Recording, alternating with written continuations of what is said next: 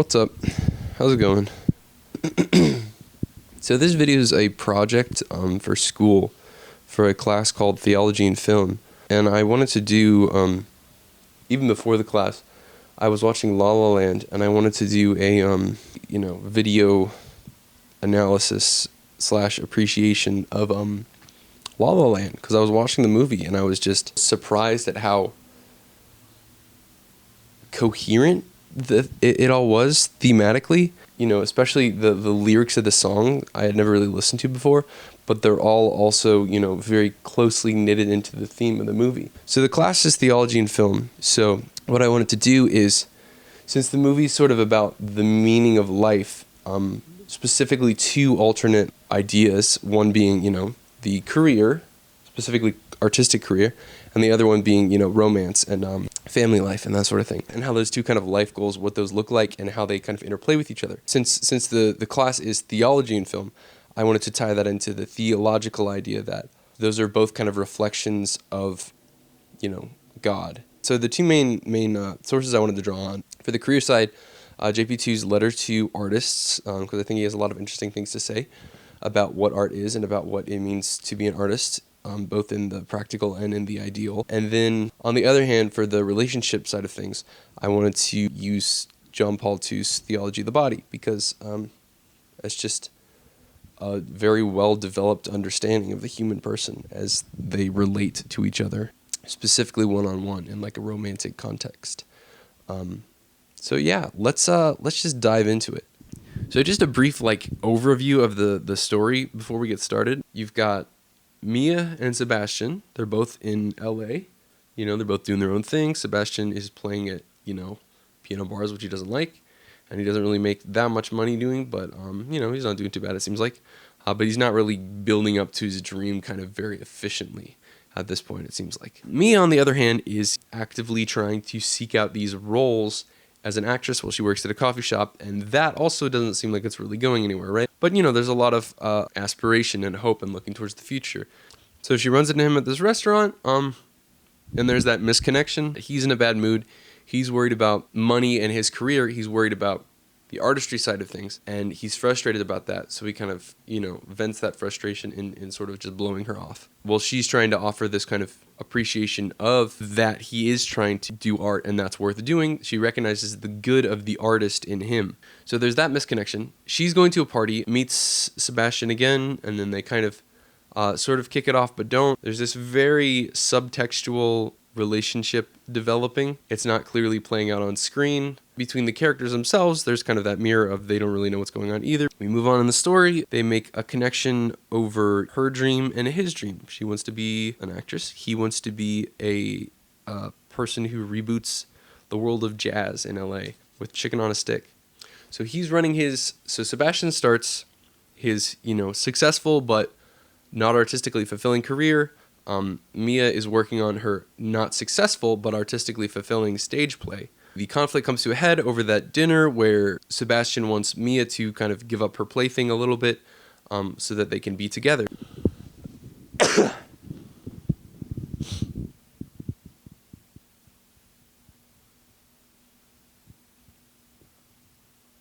So they get in an argument, and then eventually it comes to a head when Sebastian misses the plaything. Mia says, "It's over." He says, "What's over?" And then she doesn't really clarify, but talks about the play and how it failed and how she's going to go home.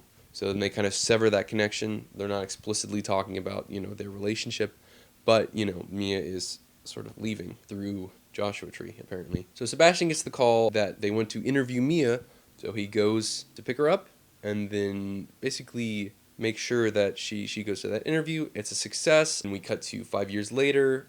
She's successful, and he's gotten his jazz club. They're both successful and artistically fulfilled. But those two things, now that they're balanced, the other side, which is the personal side, the relationships, is she's kind of married somebody that, she's not really that deeply connected to. So we end the movie with this kind of recognition that what we have here is the story of a missed connection. It's not leading into some grand epilogue. They just share this common vision of what could have happened if they had ordered their lives towards each other and each other's good, rather than trying to validate themselves in artistry and in career. Yeah, and with that, so the first song is Another Day of Sun. I wanted to go one at a time through the songs and kind of explain how they relate to the overarching theme, romance versus career, both financial and artistic. So yeah, let's get right into it. So right off the bat, first lines of the movie are, I think about that day I left him at the Greyhound station west of Santa Fe. We were 17, but he was sweet and it was true. Still, I knew what I had to do. Specifically, this is in the context of these people, the kind of stereotypical leaves hometown, moves to LA to pursue artistic dreams. Another Day of Sun is talking about that sort of call to movies and art. JP2 talks about this. John Paul II's letter to artists, he says, "It is in living and acting that man establishes his relationship with being, with truth, and with the good. The artist has a special relationship with beauty. In a very true sense, it can be said that beauty is the vocation bestowed on him by the Creator in the gift of artistic talent. And certainly this too is a talent which ought to be made to bear fruit in keeping with the sense of the gospel parable of the talents." It's interesting, this first song already is sort of about artistry as compromising personal connection. It's sort of ambiguous whether artistry is connected to career or financial success, but it is already stating the sort of thesis, not of the movie, but thesis to be countered, which is the idea that personal artistic career is necessarily at the price of personal connection. Interesting. We'll see where things go from here. So now we're with our two characters, Mia and Sebastian, and Mia is going to try to find someone in the crowd. Someone in the crowd could be the one to kind of help you career-wise, in that they have the connections you need to make to get the acting gig or the directing gig or whatever. And of course, pretty obviously, that is counterbalanced with the other side of things, which is someone in the crowd could be a kind of romance connection. Mia has a kind of line looking in the mirror. Is someone in the crowd the only thing you really see, watching while the world keeps spinning round? Somewhere there's a place where I find who I'm going to be, and somewhere that's just waiting to be found. It gets a little, kind of washy there at the end. But so, yeah, interestingly, this is where, they meet. The someone in the crowd turns out to actually just be Sebastian, and they make this connection, and the story moves on. All right, next in our tracks list, we have A Lovely Night. What a waste of a lovely night that we kind of are two people who are not in a place where we can make a connection because we're not really pursuing that. We're pursuing our career. It's borrowing again from that first song and that idea that the two things are in conflict, which, to a certain degree they are, which is throughout the movie. In John Paul II's Open Audiences for Theology of the Body, he talks about this interesting concept, which is the kind of romantic and marital and personal connection is the meaning of the human body and the human person. Not like the only meaning, but kind of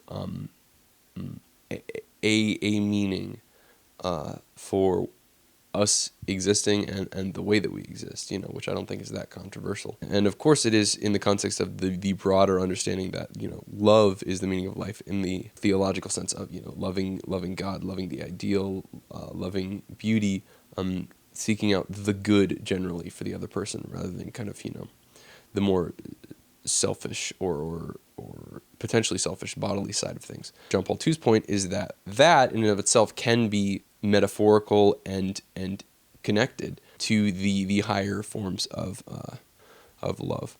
There's a Dostoevsky quote of there's a character Dmitri who's struggling with, he doesn't really like that because he feels like he's kind of too deeply engraved in the lower sort of passions, but he sees that those lower passions do in a way point to higher aspirations of the human spirit.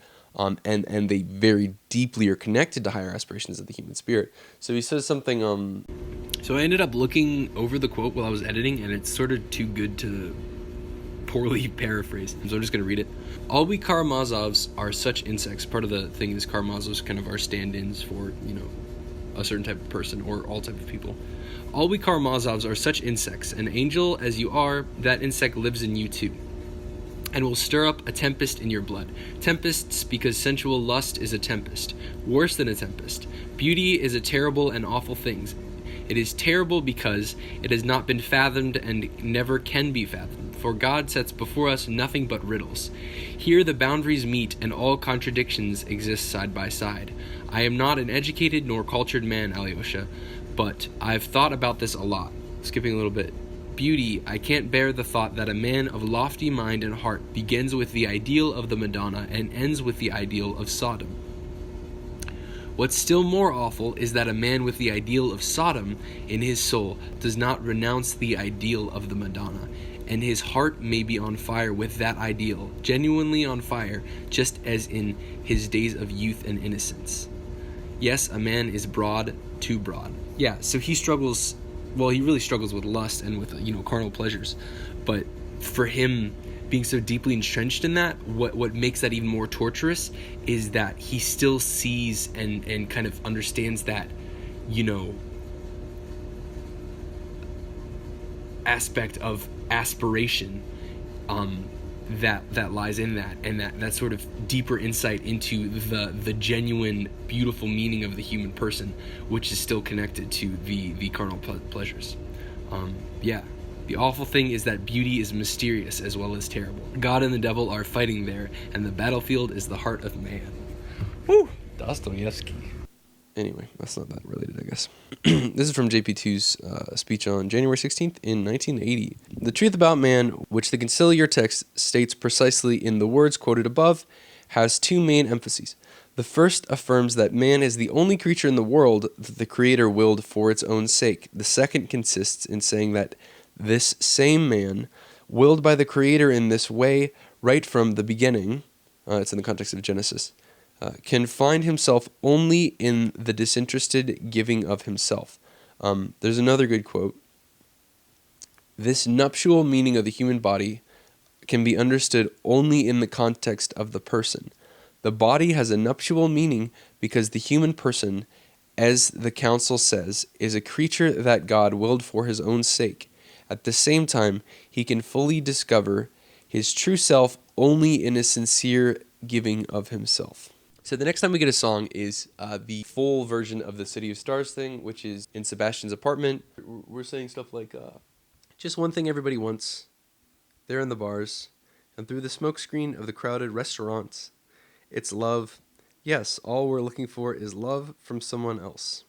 They're both sort of in developmental stages of their kind of career side of things, but they're in a good place romantically. They've made this connection at the planetarium. It's kind of interesting when we see a portrayal of business outside of art in the movie, the person's literally speaking another language. But that's kind of what Mia gives up to go to that movie and to be with Sebastian, is that financial success. The question here is sort of what kind of love and how do those connect to each other? Here we have aesthetic connection. It's a guy and a girl, so there's the physical connection, and then there's the newly developing kind of care for the other in that they both try to support each other.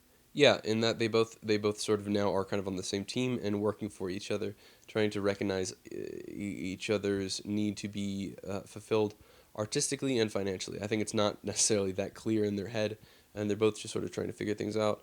But, especially Sebastian later is interested in having a better life for the other person when he goes and talks some sense into her, that her plays are good and that she should go to this audition.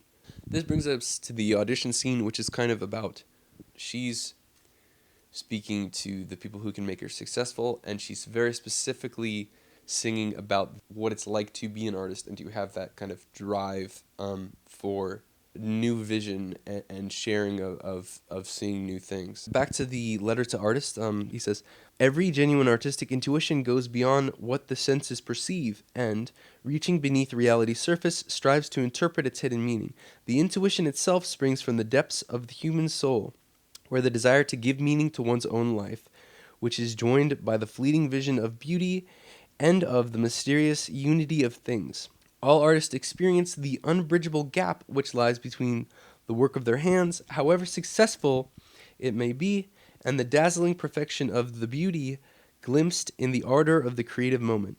What they manage to express in their painting, their sculpting, their creating is no more than a glimmer of the splendor which flared for a moment before the eyes of their spirit. The Ones Who Dream, I think, really is about that kind of artistic vision and how it's sort of a drive in and of itself. I think John Paul II puts it really well when he talks about vision of an underlying unity kind of as a glimpse, and how that's such a kind of driving thing. It is a specific, unique calling and practice to seek out the articulation of artistic meaning for yourself and others.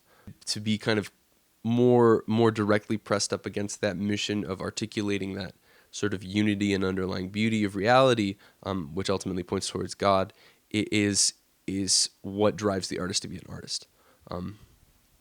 Yeah, and that's pretty much it before we cut to the 5 years later. So the last scene, it's basically this shared common vision of what it could have looked like. They had focused less on their own personal goals in the moment and focused more on the good of the other person, and how all of that still would have had, huge fulfillment for both of them artistically and career-wise.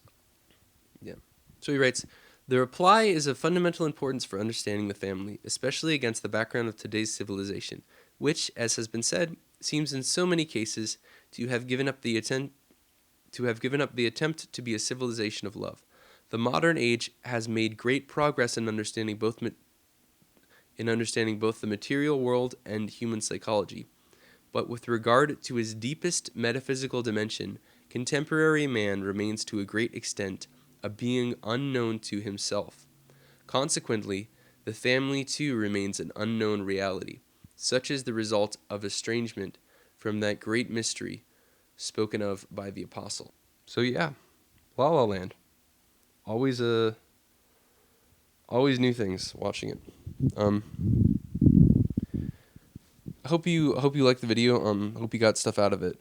I tried to make it as coherent as possible. Really, I like the kind of slew of imagery and theme that gets thrown at you in the movie, because it all just really fits much better together than it feels like it does on the first kind of watch.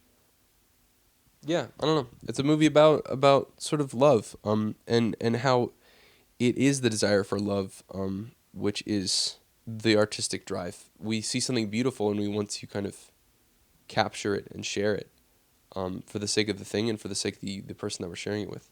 And then ultimately that needs to find a way to connect with having a vision of the other person and the good of the other person, and finding a way to articulate it to them, and also taking care of ourselves and our kind of place in society, and being responsible for our well-being.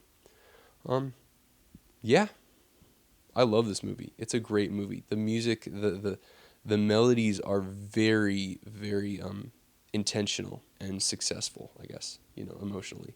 That's all I got for today. This is for a class, but I'm hoping to do more of this kind of thing. So closing up his letter, he says, "Human beings in a certain sense are unknown to themselves. Jesus Christ not only reveals God, but fully reveals man to man. In Christ, God has reconciled the world to himself. Christ, who gave his whole self for the sake of every other person. In Christ, God has reconciled the world to himself. All believers are called to bear witness to this, but it is up to you, men and women, who have given your lives to art, to declare with all the wealth of your ingenuity that Christ, the Word, is redeemed. The human person is redeemed, the human body is redeemed, and the whole creation, which, according to St. Paul, awaits impatiently the revelation of the children of God, is redeemed. The creation awaits the revelation of the children of God, also through art and in art. This is your task. Humanity in every age, and even today, looks to the works of art to shed light upon its path and its destiny."